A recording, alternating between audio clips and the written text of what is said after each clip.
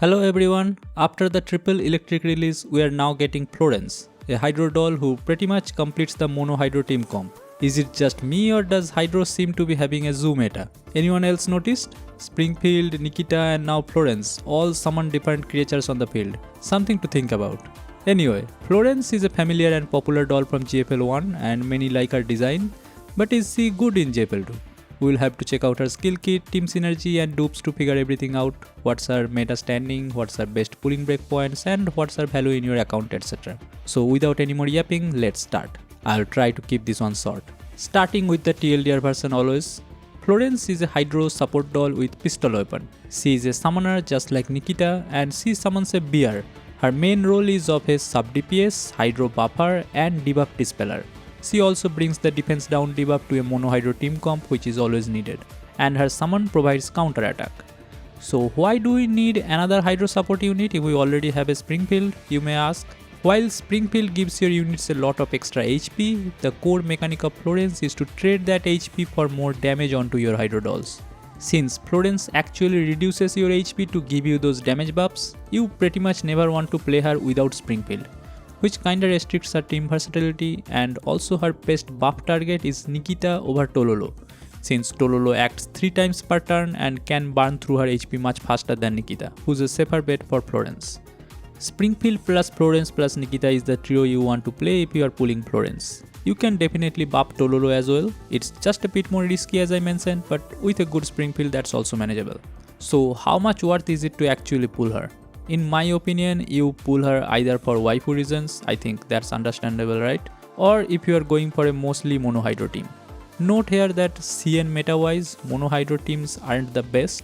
Hydro Koro or Hydro Burn hybrid teams perform much better and you don't need Florence in a hybrid Hydro team. So if you are not into that, you can easily skip her. And if you are into that, you can just get her at V0, either for the dorm or for the war. She brings all of her buffs, dispels, defense down etc. in V0 itself, so she will work perfectly in your Hydro team, no worries. But she won't be the strongest at V0. Her skill rotations, buff timings, summon uptime etc. are a bit iffy there, so it's a bit of a management juggle. V1 is a slightly better stopping point, but the best value is at V3, which is kinda a lot of investment for a Hydro support unit, especially when, in my opinion, it's so much better to invest in Springfield than on her. But if you already have a fully built and invested Springfield and you are looking for a mono Hydro build, then yes, V3 Florence is the recommended dupe breakpoint to pull if you can afford. Otherwise, as I mentioned, skip or V0 for F2Ps and low spenders alike. What about her weapon of choice? Her signature is of course good on her, but no. If you are pulling her V0 or V1 at most, no need to get her signature. You got other free options like the phase signature SSR pistol that you can get from shop. It will be fine. Good. Let's move on to her skill kit and see how things work for her. Her skill 1 is a 6 tile range, 2 tile radius AoE ally debuffs cleanser and healer skill. It cleanses 2 debuffs and heals HP equal to 120% of attack for all allies within the AoE. This is a clutch skill when needed, especially for some boss fight rotations, but in general, you will usually never use this skill until when needed. Her skill 2 is the core skill you want to use all day every day. It's a single target onto an ally in 6 tile range, it dispels fear and taunt from them and applies something new called Stimulant for 1 round. This skill also consumes 20% of the ally's initial HP. We already mentioned that's how her core mechanic works, it eats HP to give damage and Stimulant is the damage buff. The ally with the Stimulant loses 20% of their initial max HP again at the end of action. For every 1% of initial max HP loss, they get 0.5% damage buff and 0.5% Hydro damage buff, up to a max of 20% each. This is the big damage buff you want to give your DPS every time, since it's only active for 1 round. And also, as I mentioned before, Nikita is the best suited target for this. But yes, managing this buff along with the summon and her other skill timings is hard at V0 and only gets better at V3. Her ult is a 3x5 AoE skill in one direction. It puts a new debuff, Chaos Compound, onto the enemies affected for 2 turns and also Infatuated for 1 turn. The ult itself also does 80% of attack equivalent Hydro damage and recovers 6 Confectance energy. If her summon bear Arios is not on the field, it is summoned, and if it was already there, it gets teleported to near her. The Chaos Compound debuff makes the enemies take 10% more hydro damage and at the end of action does a 1% attack equivalent AoE physical damage in a 5-tile radius AoE to all enemies. Her passive summons her peer Arios at the start of the battle near her. Every ally turn start, she loses 3 Confected Synergy and when there's no more, Arios dies. Rest in peace.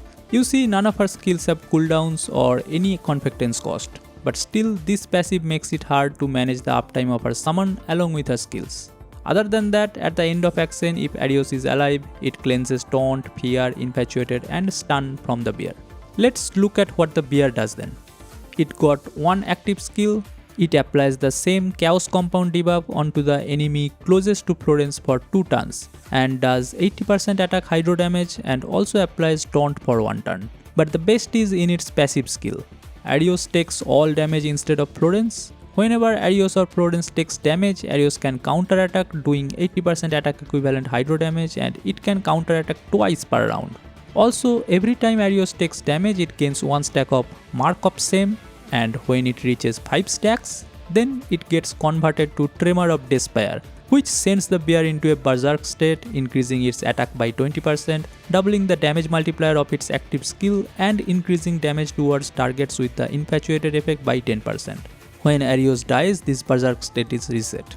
That's all for our skills, and now let's see why some of our vertebra levels are so important and needed to improve her. Mainly V1 and V3 as the best stopping points and finally V6 as always for the best of her. Her V1 buffs are passive to now consume 1 less Confectance energy per allied round start, so 2 only now. And it also increases the number of counter attacks by her summon every round by 2 as well. This is a really decent breakpoint, making her bear's uptime better and doubling its counter attacking rate. But her V3 is the most value as it increases the duration of the stimulant buff by 1 round, so now it's 2 rounds on an ally.